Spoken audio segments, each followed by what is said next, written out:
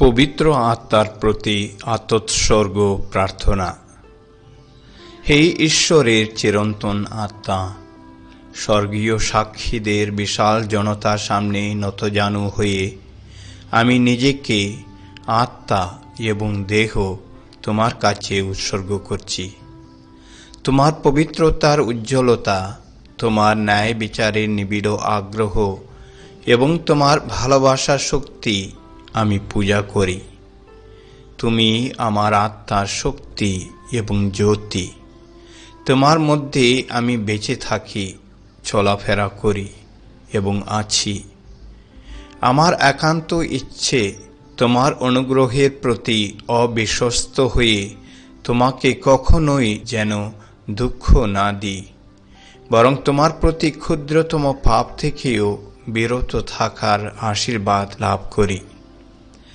তোমার দয়ায় আমার প্রতিটি চিন্তা ভাবনা রক্ষা করো, যাতে আমি যেন সর্বদা তোমার আলোর অন্বেষণ করতে পারি, তোমার কণ্ঠস্বর শুনতে পাই এবং তোমার অনুগ্রহমূলক অনুপ্রেরণা অনুসরণ করতে পারি।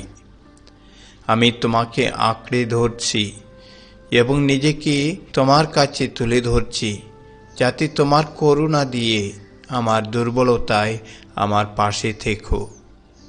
যিশুর ছিদ্রযুক্ত পা ধরে এবং তার 5টি ক্ষতের দিকে তাকিয়ে তার অমূল্য রক্তের প্রতি বিশ্বাস রেখে এবং তার বিদীর্ণ বুক এবং হৃদয়কে সামনে রেখে আমি তোমাকে অনুরোধ করছি, হে পরম আরাধ্য আত্মা, আমার অসুস্থতার সহায়ক, আমাকে তোমার অনুগ্রহের আবেষ্টনে রেখো, যাতে আমি কখনো তোমার বিরুদ্ধে পাপ না করি।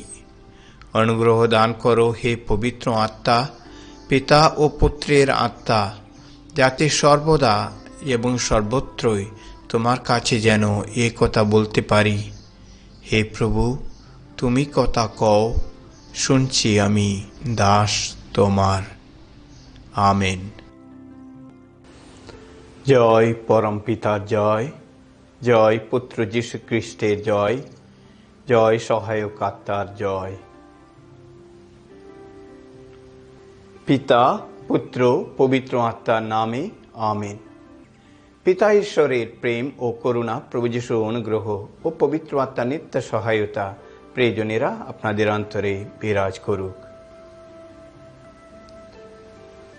পঞ্চাশোত্তমী দিন উপলক্ষে নবাহের তৃতীয় দিন আজকে আমরা অনুধ্যান করব পবিত্র আত্মার সপ্ত দানের দ্বিতীয় দানের কথা। তা হল বোধ বুদ্ধি বা বুদ্ধি বিচার। এই বুদ্ধি বিচার বা বোধ বুদ্ধির আত্মিক প্রেরণা। তবে বোধ বুদ্ধির আত্মিক প্রেরণা বলতে আমরা কি বুঝি? আমরা জানি যে প্রজ্ঞা, যার বিষয়ে আমরা গতকাল অনুধ্যান করেছি, প্রজ্ঞা হলো এক ঐশ্বরিক গুণ, যার মধ্য দিয়ে আমরা ঈশ্বরের মতো সমস্ত কিছুই বুঝতে চেষ্টা করি, সমস্ত কিছু দেখতে চেষ্টা করি। আর এই বোধ বুদ্ধি হলো আমাদের মানবিক মন দিয়ে আমাদের চারিপাশে যা কিছু রয়েছে সব কিছু বুঝতে চেষ্টা করা, সমস্ত কিছু এক বিশেষ তাৎপর্য বুঝে নেওয়া। যেভাবে ঈশ্বর সমস্ত কিছু বোঝেন সেইভাবে বোঝা, সেটা আমাদের শক্তি দিয়ে সম্ভব নয়, কারণ আমাদের বুদ্ধির সীমা রয়েছে, আমাদের বিচার শক্তির এক সীমা রয়েছে। আমরা সঠিক বুঝতে পারি না। আমাদের বন্ধু বান্ধব বা আত্মীয় স্বজন বা সহকারী উপকারী যারা আমাদের জন্য কিছু কাজ করে, সেটা ভালো হলেও সেটাকে মন্দ হিসাবে আমরা গণ্য করতে পারি, কারণ আমরা মানুষের উদ্দেশ্যটিকে বুঝতে পারি না, তাদের কাজটা কি আমরা জানি। কিন্তু এই বোধ বুদ্ধি দিয়ে, বুদ্ধি বিচার দিয়ে আমরা ঈশ্বরের মতো সমস্ত কিছু বুঝতে পারব। তার জন্যই এই বোধ বুদ্ধি সবসময় এই প্রজ্ঞার সঙ্গে মিশে থাকে। আমরা জানি যে এই সপ্তদানের সব দানই এই প্রজ্ঞা থেকে উৎসারিত, কারণ এই প্রজ্ঞা হলো ঐশ্বরিক গুণ, আর সেই প্রজ্ঞা থেকে আমরা লাভ করি বোধ বুদ্ধি। সেই কারণে প্রবচন গ্রন্থের প্রথম অধ্যায় থেকে চতুর্থ অধ্যায় পর্যন্ত আমরা দেখতে পাই প্রজ্ঞার সম্বন্ধে নানা কথা, প্রজ্ঞার প্রধানতা, প্রজ্ঞার অমূল্য গুণ, আর তার সঙ্গে সঙ্গে আমরা দেখতেও পাই এই বোধ বুদ্ধির কথা। আসুন আমরা সংক্ষেপে সেই সব কথা দেখি। প্রবচন গ্রন্থের 2 অধ্যায় 1 থেকে 5 পদ পর্যন্ত। বৎস আমার এই কথা তুমি যদি আন্তরিকভাবে মেনে নাও, আমার আদেশগুলি সযত্নে রাখো যদি হৃদয় গভীরে, তুমি যদি কান পেতে শোনো প্রজ্ঞার বচন, বুদ্ধি বিচারের অন্বেষণে যদি জাগ্রত থাকে তোমার অন্তর, তুমি যদি ডাক দিয়ে বোধ বুদ্ধির সহায়তা চাও, মুক্ত কণ্ঠে বুদ্ধি বিচারের সহায়তা চাও, রজতের মতোই যদি তুমি তার সন্ধান করো, গুপ্তধনের মতোই যদি খুঁড়ে খুঁড়ে তা খুঁজতে থাকো, তাহলে ভগবত ভীতির অর্থ বুঝতে পারবে, তুমি ঈশ্বর জ্ঞানের পাবে সন্ধান। তাহলে এখানে আমাদের বলা হচ্ছে আমরা যেন বুদ্ধি বিচারের অন্বেষণ করি।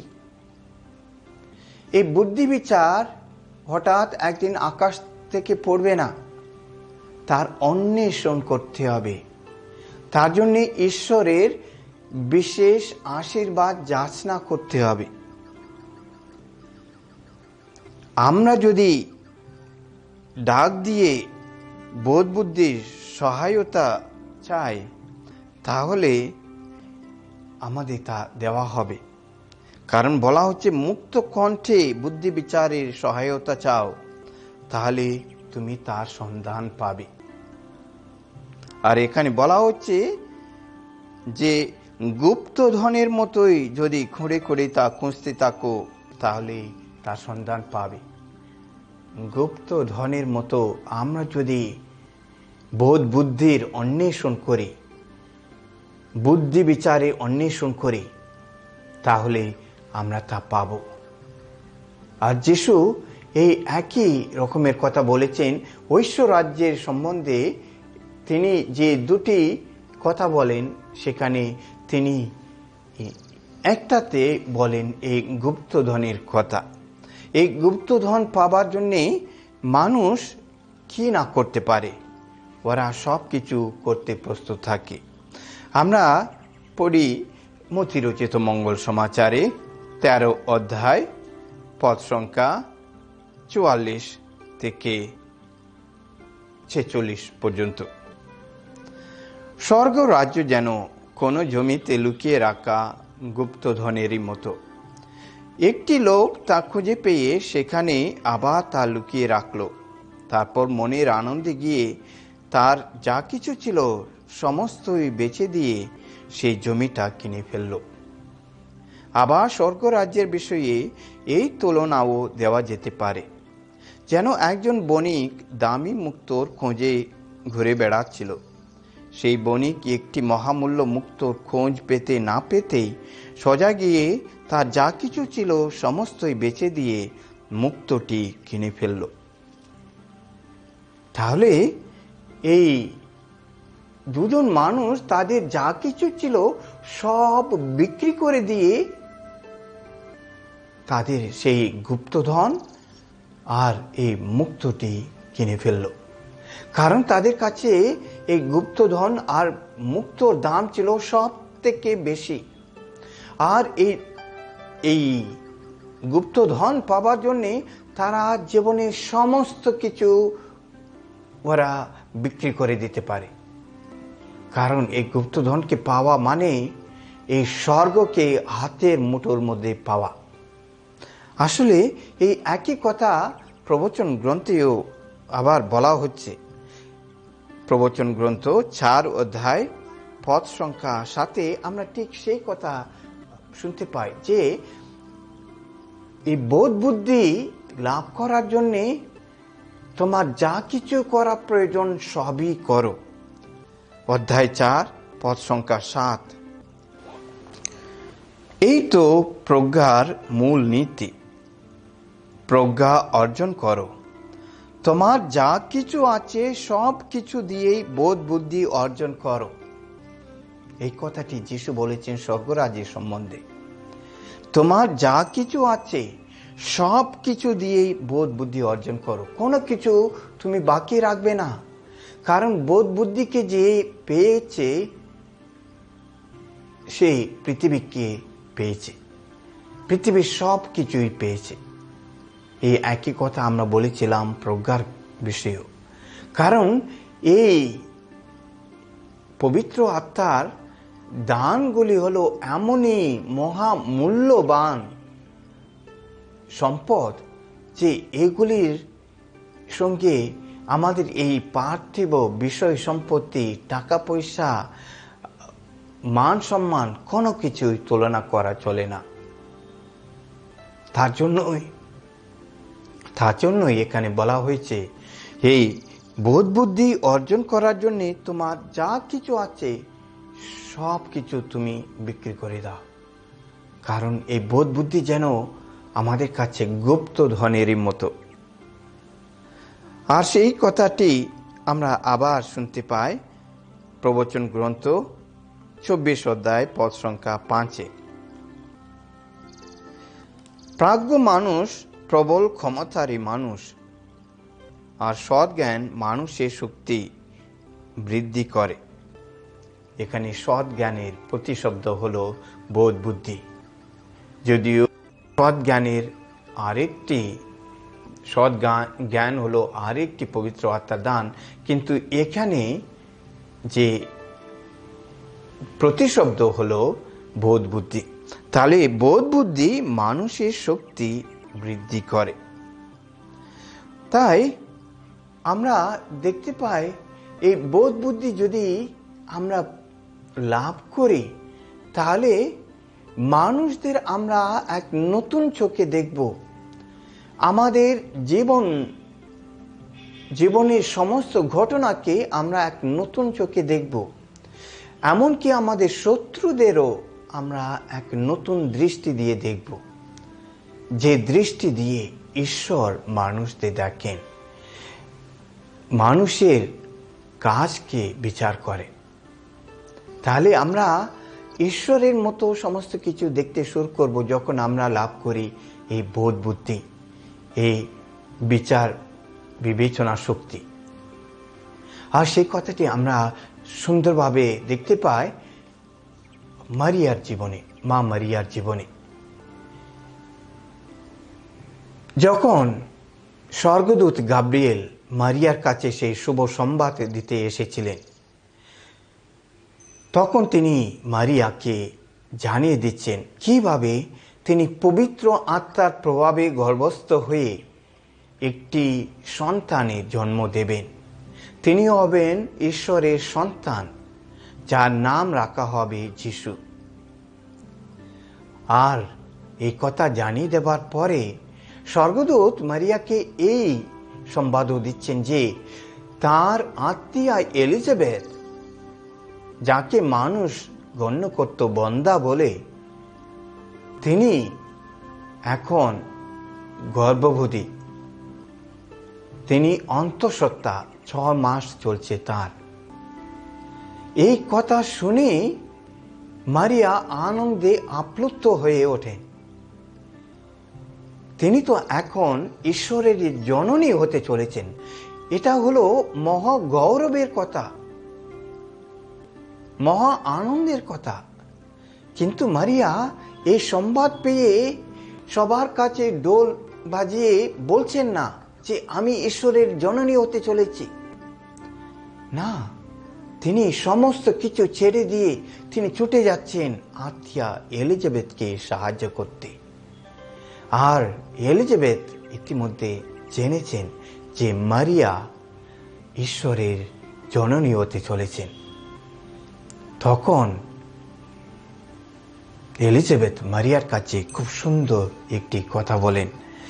সেই কথাটি আমরা দেখতে পাই লূক রচিত মঙ্গল সমাচার 1 অধ্যায় পদ সংখ্যা 45। তখন এলিজাবেথ মারিয়াকে বলেন, আহা, ধন্য সেই নারী যে বিশ্বাস করেছে যে প্রভুর নামে তাকে যা বলা হয়েছে তা সত্য হয়ে উঠবে। হয়তো এই কথা শুনে আমাদের একটু খটকা লাগতে পারে। এলিজাবেথ মারিয়াকে ধন্যা বলে সম্বোধন করেন। মারিয়াকে ধন্য সেই নারী বলে উল্লেখ করেন। কিসের জন্যে? তিনি যে ঈশ্বরের জননী হতে চলেছেন তার জন্যে না, তিনি মারিয়াকে ধন্য বলছেন কারণ মারিয়া যে বিশ্বাস করেছেন যে তাকে যা বলা হয়েছে তা সত্য হবে। মারিয়ার সেই বিশ্বাসের জন্য তাকে আশিস ধন্য বলছেন এলিজাবেথ।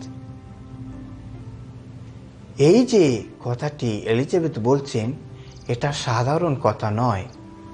কারণ যে কোনো সাধারণ মানুষ মারিয়াকে দেখে বলতো, তুমি যে ধন্য, কারণ তুমি ঈশ্বরের জননী হতে চলেছ। কিন্তু ঈশ্বরের কাছে এই ঈশ্বরের জননী হওয়ার চেয়ে আরো মহত্তর হলো ঈশ্বরের কথা বিশ্বাস করা, ঈশ্বরের সমস্ত কথা বিশ্বাস করা। আর আমরা জানি এলিজাবেথ মারিয়ার বিষয়ে এই গুরুত্বপূর্ণ এই কথাটি বুঝতে পেরেছিলেন এবং তা ব্যক্ত করতে পেরেছিলেন পবিত্র আত্মার অনুপ্রেরণায়। তাই আমরা যখন কাউকে বলি আমি বুঝতে পারি, আমি বোধ বুদ্ধি নিয়ে তুমি যা বলছো তা বুঝতে পারি, তখন আমরা কি করি? আমরা এই যে বক্তা যা বলছে সেই একই রকম সমস্ত কিছু দেখতে আমরা চেষ্টা করি। সে যদি একটা গাছকে দেখে বলছে এটা অমুক গাছ, আর আমরা আমাদের বুদ্ধি বিচার দিয়ে যখন দেখি যে সেই ঠিকই কথা বলছে, তখন আমরা তাকে বলি হ্যাঁ তুমি ঠিকই বলছো। এটা কিন্তু আমরা করি আমাদের মন দিয়ে।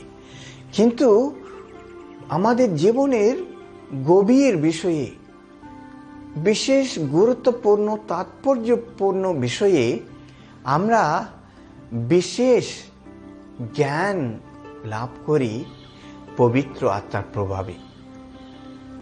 সেই ধরনের একটি ঘটনার কথা আমরা দেখতে পাই লূক রচিত মঙ্গল সমাচারে 24 অধ্যায়ে। এই যে দুজন মানুষ যিশুর মৃত্যুর পরে দেখছে যে যিশুর উপর ওরা বিশ্বাস রেখে এসেছিল যে যিশু মসীহ হয়ে তিনি ইহুদিদের রাজ্য স্থাপন করবেন। তিনি রোমীয়দের পরাজিত করে ইহুদিদের রাজ্য স্থাপন করবেন। আর তখন শিষ্য হয়ে তারা সবাই বিশেষ স্থান অর্জন করবেন। কিন্তু এখন যে যিশু মারা গেছেন, তাকে সমাধি দেওয়া হয়ে গেছে, এখন এনারা দেখছেন আর কিছু হবে না, এবার আর নতুন করে কিছু হতে পারে না, কারণ যিশু তো মারাই গেছেন। তাই তারা বাড়ি ফিরে যাচ্ছেন, এম্মাউসে ফিরে যাচ্ছেন। আর তাদের মনে অনেক তিক্ত ভাব। তারা এখনো মেনে নিতে পারছেন না যে তাদের সমস্ত স্বপ্ন এইভাবে ভেঙে চুরমার হয়ে গেল। তারা যাচ্ছেন, এমন সময় যিশু তাদের সঙ্গে সঙ্গে পথ চলছেন, আর যিশু তাদের সঙ্গে কথাবার্তা করছেন, আর যিশু তাদের বুঝিয়ে দিচ্ছেন কিভাবে তার বিষয়ে এই শাস্ত্রবাণীতে যা কিছু বলা হয়েছিল সেই সব কথা সত্য হয়ে উঠল। এখন তারা গ্রামে এসে গেছে, আর যিশু ভান করছেন তাকে আরো যেতে হবে। তখন তারা যিশুকে বলছেন, আপনি আমাদের সঙ্গে থাকুন না, এই বেলা হয়ে এসছে, আর দিন যে এখন ফুরিয়ে এলো, আমাদের সঙ্গে থাকুন। আর যিশু রাজি হয়ে তাদের সঙ্গে রাত থাকতে যাচ্ছেন। তারপর যা হলো সেই কথাটি আমরা মন দিয়ে শুনি। লূক রচিত মঙ্গল সমাচার অধ্যায় 24, পদ সংখ্যা 30 থেকে 35। যিশু তাদের সঙ্গে খেতে বসেছেন, এমন সময়ে একখানা রুটি হাতে নিয়ে তিনি ঈশ্বরকে স্তুতি ধন্যবাদ জানালেন। তারপর সেই রুটিখানি চিড়ে টুকরো করে তাদের হাতে দিলেন। তখন তাদের দৃষ্টি যেন খুলে গেল। তারা এতক্ষণে তাকে চিনতে পারলেন, কিন্তু সঙ্গে সঙ্গে তিনি তাদের সামনে থেকে মিলিয়ে গেলেন। তারা পরস্পরকে বললেন, পথে তিনি যখন আমাদের সঙ্গে কথা বলছিলেন ও শাস্ত্রের অর্থ অমন বিশদভাবে বুঝিয়ে দিচ্ছিলেন, তখন আমাদের মনের ভেতরে কি একটা আগুন জ্বলছিল না? তারা সেই মুহূর্তে পথে পা বাড়ালেন, জেরুসালেমে ফিরে এলেন। তারা সেখানে এসে দেখতে পেলেন 11 জন প্রেরিত দূত ও তাঁদের সঙ্গীরা একসঙ্গে রয়েছেন। এরা তাঁদের দুজনকে বললেন, হ্যাঁ, কথাটা সত্য, প্রভু পুনরুত্থিত হয়েছেন। সিমনকে তিনি দেখাও দিয়েছেন। পথে কি কি ঘটেছিল আর কিভাবে সেই রুটি ছেঁড়া দেখেই তাঁরা যিশুকে চিনে ফেলেছিলেন, দুজন শিষ্য তখন এই সব কথা সকলকে শোনাতে লাগলেন। এই যে দুজন শিষ্য যিশুর বিষয়ে এক গভীর জ্ঞান অর্জন করেন, এক বিশেষ বুদ্ধি বিচার লাভ করেন, তা পবিত্র আত্মার অনুপ্রেরণায়। তারা এখন সবকিছু নতুন দৃষ্টিতে দেখছেন। আর আমরাও যখন পরম আত্মার দেওয়া বোধ বুদ্ধি লাভ করি, তখন আমাদের জীবন পাল্টে যাবে। আমরা আবার ফিরে যাব আমাদের পুরনো জীবনে, আর আমাদের জীবনের প্রত্যেক মুহূর্তে আমরা খুঁজে পাব ঈশ্বরের পদচিহ্ন। আমরা বুঝতে পারবো ঈশ্বর আমাদের দুঃখ কষ্টের দিনেও আমাদের কাঁধে নিয়ে পথ চলেছিলেন। আমরা এক নতুন জীবন শুরু করব সেই সময়। আর সেই কথাটি আমরা দেখতে পাই আমাদের পুণ্যপিতা পোপ ফ্রান্সিসের কথায়। 2014 সালের এপ্রিল মাসে 30 তারিখ তিনি যখন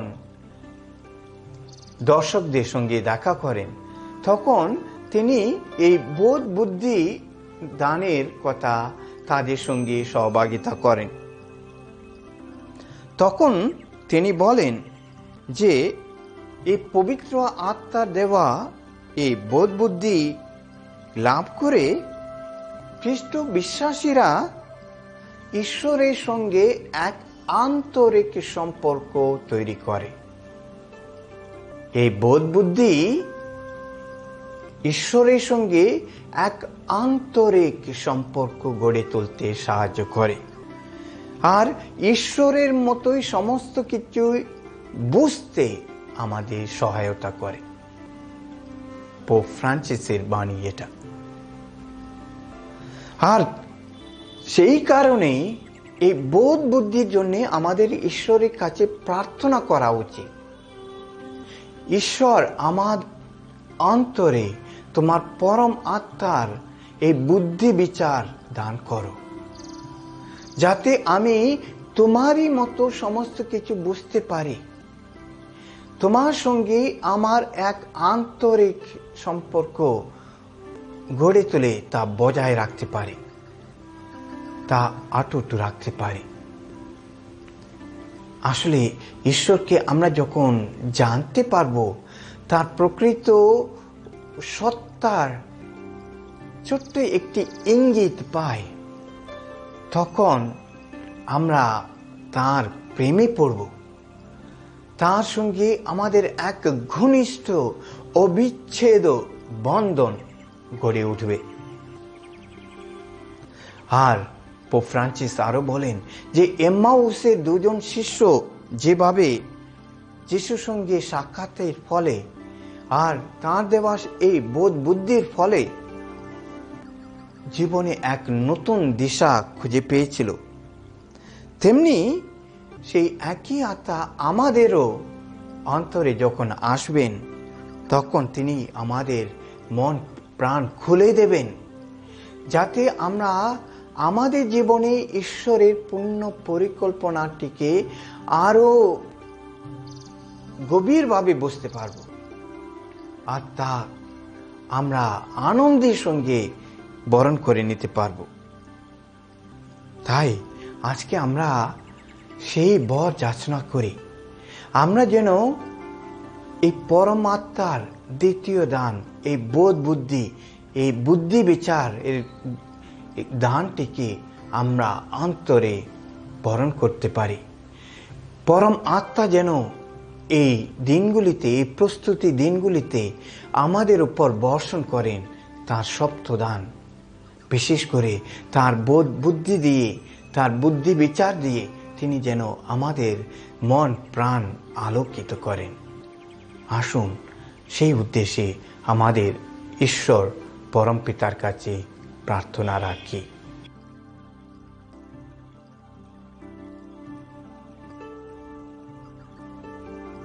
পবিত্র আত্মার সপ্তদান লাভের জন্য প্রার্থনা। হে প্রভু যীশু খ্রিস্ট, স্বর্গে উন্নীত হওয়ার আগে তোমার প্রেরিত শিষ্যদের কাছে পবিত্র আত্মাকে প্রেরণ করার প্রতিশ্রুতি দিয়েছিলে, যাতে তোমার প্রেরিত দূতেরা ও শিষ্যেরা যেন তোমার কাজ শেষ করার ক্ষেত্রে সহায়তা পান। আজ তুমি সেই একই পবিত্র আত্মাকে দান করো, যেন তোমার অনুগ্রহ ও ভালোবাসার কাজকে আরও নিখুঁতভাবে সম্পন্ন করতে পারি। আমাকে প্রজ্ঞার আত্মাকে দান করো, যাতে আমি এই জগতের নশ্বর বিষয়কে তুচ্ছ করতে পারি এবং কেবলমাত্র অবিনশ্বর বিষয়ের আকাঙ্ক্ষা করতে পারি।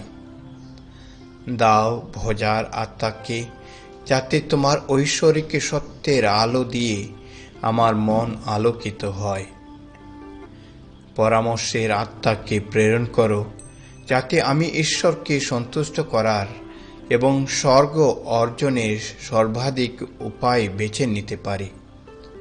অনুগ্রহের আত্মাকে বর্ষণ করো, যাতে আমি তোমার সঙ্গে আমার ক্রুশ বহন করতে পারি এবং যে সমস্ত প্রতিবন্ধকতা আমার পরিত্রাণের বিরোধিতা করে, আমি সাহসের সঙ্গে সেগুলি কাটিয়ে উঠতে পারি। জ্ঞানের আত্মাকে দাও, যাতে আমি ঈশ্বরকে জানতে পারি এবং নিজেকে জানতে পারি এবং সাধু সাধীদের পদাঙ্ক নিখুঁতভাবে অনুসরণ করতে পারি। ভক্তির আত্মাকে প্রেরণ করো, যাতে আমি ঈশ্বরের সেবার মধ্যে মধুর ও স্নেহের স্পর্শ পেতে পারি। ঐশ্বভীতির আত্মাকে দাও, যাতে আমি ঈশ্বরের প্রতি এক ভালোবাসা ও শ্রদ্ধায় পূর্ণ মানুষ হতে পারি এবং তাকে অসন্তুষ্ট করার জন্যে কোনোভাবে ভীত হতে পারি। প্রিয় প্রভু, আমাকে প্রকৃত শিষ্যদের চিহ্নে চিহ্নিত করো এবং তোমার আত্মার দ্বারা আমাকে সব কিছুতে সঞ্জীবিত করো। আমেন।